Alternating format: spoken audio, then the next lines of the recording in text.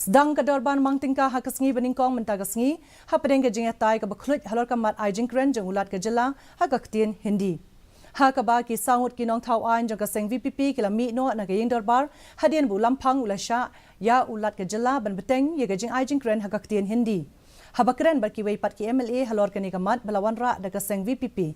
I menteri ke kabinet i Dr. Amprin Lingdo i belawan ra ke nikamat kam haswa ha Iingdorbar Jong benai nailar i laong bakalong ke badan kam ban keren halor ke nikamat bar ikemen belawan ra biang mentau snem bar ngidon kam ban yai ban halor ke nikamat habakali pat i menteri ke kabinet bar Nongthaw ke Seng UDP ba polling do halor ke rule of conduct ha ke Iingdorbar i laong baka rule ke ba arhupra kala batai syai bagi dekat kila banyak keren ya kenu kamat Hakaktian kathilit ke jongki Henry ki deipat ban ai ke jingtho halor ke jingkren ke jongki sha Lamphang jong ke Iingdorbar hakawai par kalyang habakali ke jingkali ye unong ilam jong ke Seng TMC Dr. Mukul Sangma halor ke jing pamishim benta halor ke nikamat belawan ra ke Seng VPP ha ke Iingdorbar jong ubnai nailar ula jubab ba ke badan kam kalong ban sngo sarong bat bandan ke jing sngo sarong ya ke jingbon ki jat kitien ki thilit ki skol shor bat kiniam hagari. Government of India knows that the people of the state of Meghalaya do not understand Hindi.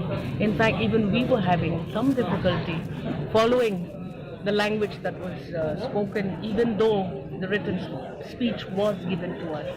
Ideally speaking, though, when you communicate, I would have preferred an address in a language that I can thoroughly understand.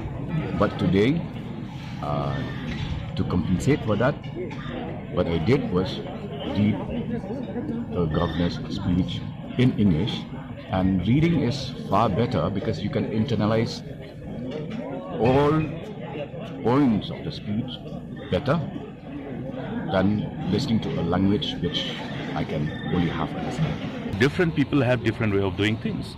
Different political parties have different way of approach on issues such as these.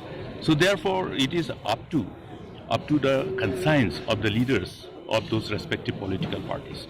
I think they should take a cognizance of what has been articulated appropriately in the past and today.